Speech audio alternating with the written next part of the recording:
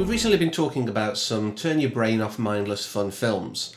I know they've been horror comedies because that's something I really enjoy, but next one won't be. Today's is because we're talking about 2015's Patchwork, written by Tyler McIntyre and Chris Lee Hill, with McIntyre taking most of the directing credits and Hill doing some second unit work. This stars Tori Stolper, Tracy Fairway, Maria Blasucci, and James Phelps. Yes, that James Phelps. Fred Weasley himself, not George, and that was his twin brother Oliver. So we've got a Weasley in this, which is always cause for celebration. But this was one of those, I said last time, there's kind of a thing maybe if you really wanted to look about, the power of friendship or fitting in might not be all it's cracked up to be, especially if you're with someone as psychotic as Madeline. I really did enjoy it, and I think you can turn your brain away from those messages and enjoy it, which is why it fits. You can still enjoy it without any deeper meaning. And this is a love letter to, I think, a lot of the 80s kind of films, particularly Re-Animator, and we'll come back to that later, because there is a really sweet thing about that. Sounds weird saying that now, but you'll get it later if you don't already know. And of course, the comparisons to Frankenstein makes a lot of sense, which is why I've given it the title I have. But this is something that just does something different with that idea. The idea that you've got three distinct personalities somehow being transferred in to that one body makes it very different. Because normally, you just got the one person going, oh my word, I am a bunch of different body parts, how do I do this? But I've not seen ever, I think, before that I can recall where you've got distinct personalities of the people who this is made from all together, and how they show their inner dialogue rather than monologue is very unique to me. It's a great way of doing it. There are moments where she is standing there just talking to herself, where people are kind of a bit, are you okay?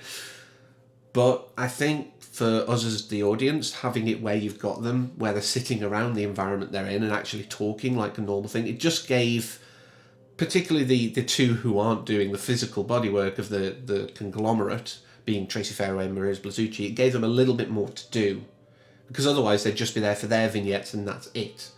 Because Tori Stolper does seem to be the majority of Stitch for performance purposes. That's what the stunt version of the character's called, so I'm assuming that the conglomerate of all these girls is called Stitch. Not the Disney character though. But she does some great physical work.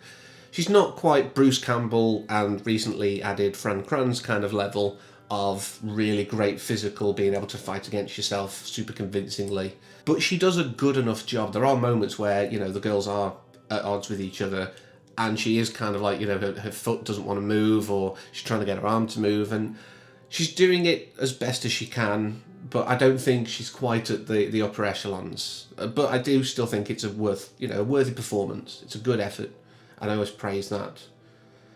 But this was, just one of those funny films that I could sit there and just go along for the ride and enjoy. The twist, I didn't get the first time. And rewatching it, I'm like, how did I not figure this out earlier? I mean, it's revealed fairly early. It's about halfway through. But I didn't get any idea before. But it is quite obvious when you know. The fact that she says, oh yeah, I was at Vic's as well, the club. She says all these things that, sort of when they're trying to figure out how to fix themselves. Well, let's go to the doctor. And she's like, no, let's not do that. She's the one who is trying to fight against solving this because she wanted this. Maybe it was too in my face and I just refused to acknowledge it. I don't know. But she does play that really well. Like, as much as I'm praising Tori Stolper's physical acting, Maria Blasucci acts far too well as this psychotic person. And I just love the dynamic of the three girls. There is this great thing, like I say, the message of fitting in and all that. And they do that really well. You do start to get this respect. But one of the greatest scenes, I think, in the entire film has to be the frat rampage. It's brilliant.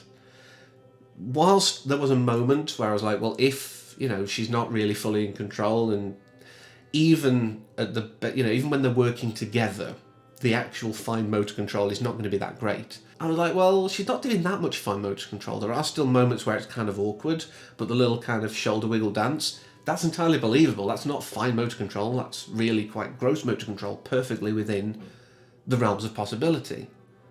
And I just thought it was, such a great moment in the film. The whole scene, sort of, the music doesn't quite match up. I don't know if there was a rights issue between what they originally had. It doesn't quite work as well with the timing for me, but that might just be me. I might be over aware of timing. For a casual viewer who doesn't do music as well, maybe it's close enough that it's forgivable. But yeah, this definitely wore its influences on its sleeve. You could see all those influences. The great moment later on with the owl cat, where it's just like, aha, save me Archimedes, and it's just this awful thing that just looks terrible. It's poorly composited onto the scene, and it flies away. And whilst I might normally say, that was awful, why did they even do that? I think that was purposeful as a nod back to their 80s influences. So getting back to what I was going to say about Re-Animator. Stuart Gordon wrote and directed, I believe, that film. It's been a long while. And he did actually pass, strangely enough, on 24th of March this year. It wasn't anything COVID related, don't worry. It was, unfortunately, total organ failure. But it was weird that I chose to watch this again now, just within a couple of months of that.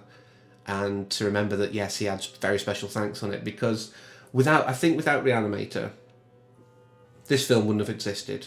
And like I say, yeah, it's turn your mind off, just fun. No, you don't have to take anything away from it. But that's what a lot of the films of the 80s were, and I think the fact that they show respect for that is beautiful. But I will leave with a couple of stupid decisions made by characters because I think it's funny, or at least one that really got me. The character of Garrett is, without a shadow of a doubt, a dumb boy. Because not only does he not seem to bat an eyelid about this, which, okay, makes him kind of cool, but when he goes to supposedly rescue Stitch, Jen, whatever, he willingly tells the guy who's been cutting these girls up, etc., that yes, my family in England are not going to miss me. I've got no one this side of the pond, no girlfriend, nothing. I live alone. You could kill me and no one would know, basically. Stupid decision, but it does set up the ending, and I don't know if they were going for like sequel bait or if it was just literally a little bit of a sting, like, I'm in the same boat now, so maybe it's going to be a beautiful romance where they're both falling apart. I don't think about that too much. But yeah, so if you want something that's, a little homage to, Re-Animator, fun, arguably maybe feminist flick if you want to take it that way, but still, you don't need to take anything from it. You can just sit and enjoy it, just watch a bunch of crazy stuff go on, and then carry on with your life. You can't go much wrong with this. But next time, like I say, we'll be getting out of the horror field. There is a kind of horrific bit or character just by how they look, but the rest of it is just very silly, fun, and based off a very popular game. But that's the only clue I'm going to give.